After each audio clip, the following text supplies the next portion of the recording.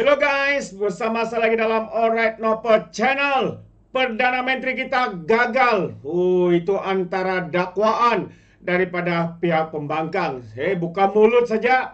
Mereka akan mengatakan Datuk Seri Anwar Ibrahim Perdana Menteri yang gagal. Baru-baru ini keluar sekejap bersama dengan Dr. Sam. Dr. Sam, pemimpin daripada Parti PAS ini juga menyatakan Perdana Menteri kita gagal. Tapi beliau tidak menyatakan di manakah kegagalan itu. Pemimpin-pemimpin bersatu PAS apabila berbahas di Dewan Rakyat melaungkan kegagalan Perdana Menteri kita. Benarkah dakwaan mereka, sahabat-sahabat semua? Benarkah dakwaan pembangkang ini bahawa Perdana Menteri kita, Datuk Seri Anwar Ibrahim, gagal seperti mana yang dinyatakan oleh pimpinan-pimpinan daripada Parti PAS dan juga Bersatu ini? Tapi yang lebih mengherankan sahabat semua adalah apa kata dunia di luar sana, negara-negara luar di luar sana yang sekarang ini hangat mengatakan kejayaan Malaysia antara sebuah negara membangun yang menjadi tumpuan kepada pelabur-pelabur. Ini bukan seakan-akan sahabat semua. Jadi saya ingin membawakan Anda satu kenyataan media berkaitan dengan usaha dan juga usaha dan juga apa yang berlaku sebenarnya dilihat oleh pihak pembangkang, tapi mereka mungkin dengan perasaan cemburu mahu menjatuhkan Perdana Menteri, mahu membina persepsi kerajaan ini gagal. Mereka akan menutup mata mereka melihat kepada perkara yang sebenar. Jadi mari kita lihat, kalau pembangkang tidak dapat melihat itu, dunia luar melihat semua ini, sahabat-sahabat semua. Jadi mari kita dengar berita baik ini untuk kita sebagai rakyat Malaysia. But guess who is winning this chip war? Not America, not China, Vietnam, Thailand or India. As of today, it's Malaysia. An old player in the chip-making game, though not talked about so much. Malaysia is fast becoming a favored destination for chip manufacturing. Companies are pouring in billions of dollars. Intel, for instance, is planning to invest $7 billion in Malaysia. German chip maker Infineon is bringing in another 7. NVIDIA, the company at the forefront of artificial intelligence chips, will spend $4.3 billion in Malaysia. There are other firms as well. Austria's AT&S, Texas Instruments, Ericsson, Germany's Bosch, America's Lam Research. All these firms are investing in Malaysia. They're pouring money into 3 regions in particular. Penang, known on the tourist circuit for its beaches, and the nearby states of Kedah and Perak. Now, these areas are drawing in the who's who of chip makers. The obvious question, I guess, is why? Why has Malaysia become the go-to destination for semiconductor investment? Well, because it has a head start. The chip war may be making waves now, but Malaysia has been a chip-making hub for more than half a century. Itu dia sahabat semua.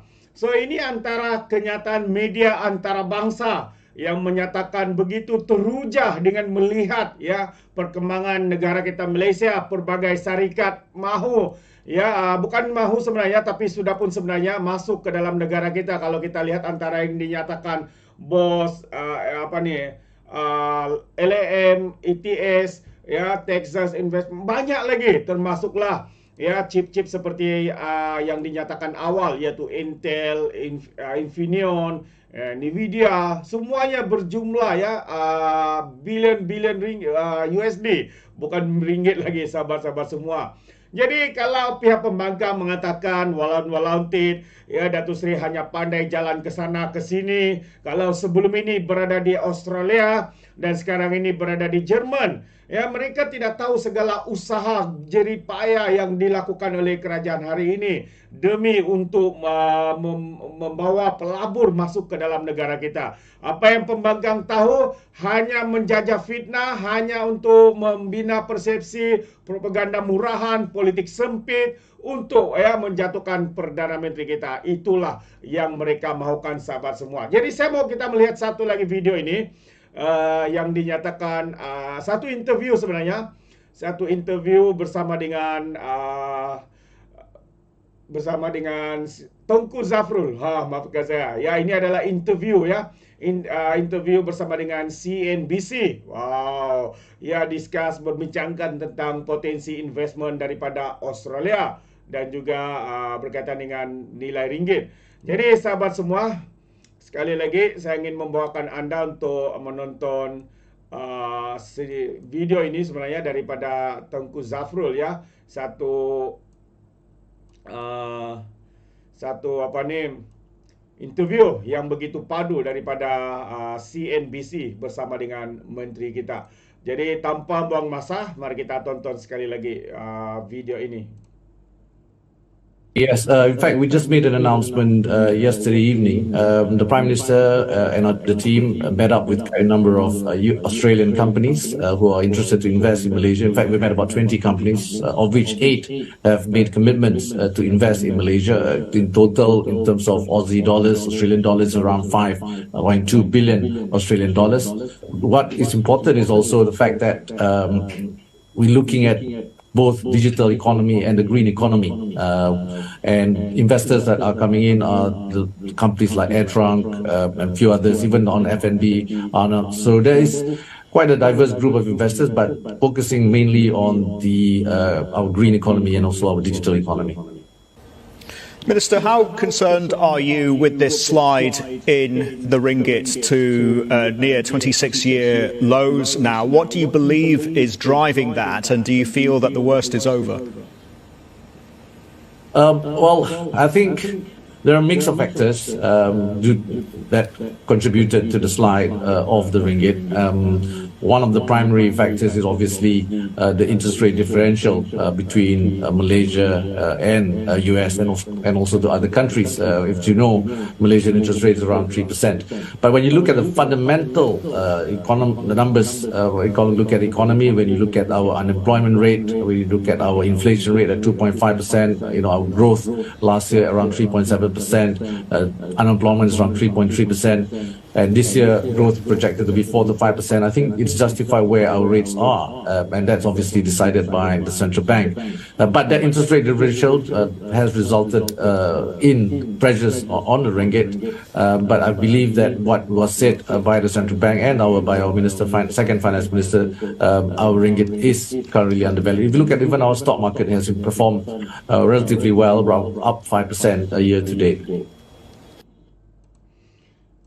Itu dia sahabat semua, satu interview yang begitu padu menyatakan ya sebenarnya keyakinan ya kerajaan kita dan juga jawapan daripada menteri ya Tengku Zafrul bahwa ekonomi ya berkembang, nilai ringgit itu sebenarnya dinyatakan sebagai undervalue, sebagai undervalue. Sedangkan sebenarnya nilai ringgit itu kita sebenarnya boleh berkembang, mengukuh lebih kuat seperti mana yang sedang berlaku hari ini. Dan dinyatakan juga semasa lawatan ke Australia, 5.2 bilion pelaburan ya daripada Australia bakal dikecapi oleh negara kita Malaysia. Tahniah. Ini adalah satu berita baik ya untuk negara kita khususnya. Dan terkini seperti yang anda tahu juga sahabat-sahabat semua, Datuk Seri Anwar Ibrahim Perdana Menteri kita bersama dengan Tengku Zafrul dan juga Mahasan di luar negara, di negara Jerman, sahabat-sahabat semua bertungkus lumus untuk meyakinkan pelabur-pelabur, dan sehingga kenyataan ucapan Datuk Seri Anwar Ibrahim di Jerman itu mendapat perhatian umum ya seluruh dunia ya berkaitan dengan komitmen negara kita ya berkaitan dengan rakyat Palestin, Gaza yang mendapat layanan yang sebegitu rupa ya, berbagai ya lapisan kepimpinan daripada berbagai negara termasuk artis-artis ya begitu menghormati dan begitu kagum ya dengan apa yang dinyatakan oleh Perdana Menteri kita Datuk Seri Anwar Ibrahim. Selain itu juga pelaburan juga itu adalah satu perkara penting yang sedang diusahakan oleh Perdana Menteri kita bersama dengan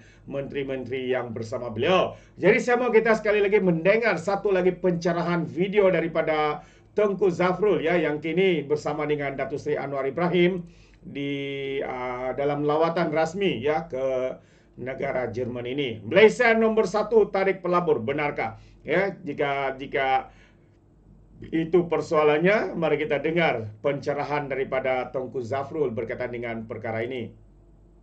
Bila kerajaan umumkan pelaburan yang diluluskan adalah tertinggi dalam sejarah kita, 329.5 bilion ringgit pada tahun 2023, ramai yang pertikaikan pengumuman ini. Buat apa pelabur nak datang ramai-ramai ke Malaysia ni? Saya tolong jawab. Kerana Malaysia mempunyai ekosistem yang paling kondusif untuk para pelabur. Dan ini bukan saya yang pandai-pandai reka. Ini adalah hasil tinjauan Global Opportunity Index 2024 dari Badan Antarabangsa Milken Institute. Di kalangan negara-negara membangun, Malaysia adalah nombor 1 dan nombor 1 di dunia bukan sekadar di ASEAN atau di Asia. Kita berada di tangga ke-27, lebih tinggi dari negara-negara maju di Eropah seperti Portugal, Itali dan juga Republik Czech.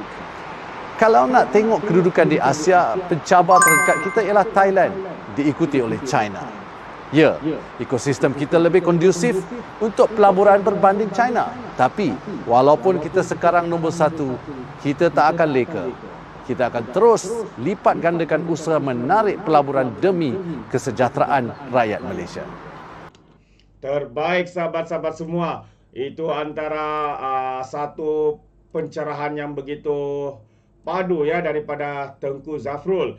Jadi kalau dilihat seperti mana yang dinyatakan, anda boleh nampak Malaysia sebenarnya berada di tahap pertama ya sebagai negara membangun di Asia yang mendapat peluang pelaburan ataupun pelaburan yang menerima pelaburan yang tertinggi ketimbang dengan negara-negara lain. Antara yang nombor 2 adalah pencabar adalah Thailand, China, Indonesia, Vietnam, India, Mongolia, dan kita berada di tahap yang pertama. Walaupun pihak pembangkang mengatakan tidak ada pelaburan yang masuk, tapi sebenarnya sahabat semua itu hanyalah ketidakpuasan hati daripada pihak pembangkang sebenarnya yang tidak dapat menerima kenyataan bahawa negara kita sebenarnya berada di tahap yang begitu membanggakan kedudukan dari segi pelaburan dan sebagainya. Dan pencabar terdekat kita adalah Thailand, begitu juga dengan China di tangga pertama dan juga kedua. Walaupun begitu, katanya kita akan terus lipat gandakan usaha untuk menarik pelaburan demi kesejahteraan rakyat. Itu antara kenyataan ya daripada Tengku Zafrul. Tahun 2023 tidak boleh dinafikan sahabat semua. RM 329.5 bilion ya pelaburan yang diluluskan pada tahun lalu, antara yang tertinggi pernah berlaku dalam sejarah kita. Tapi ya umum-umum antara ahli-ahli parlimen katakan MPRO juga dalam Dewan Rakyat katanya hanya umum begitu tinggi, tapi satu batang pun tidak kelihatan. Itu yang mereka katakan, begitu sinis, mereka begitu sombong dan angkuhnya mereka sahabat semua.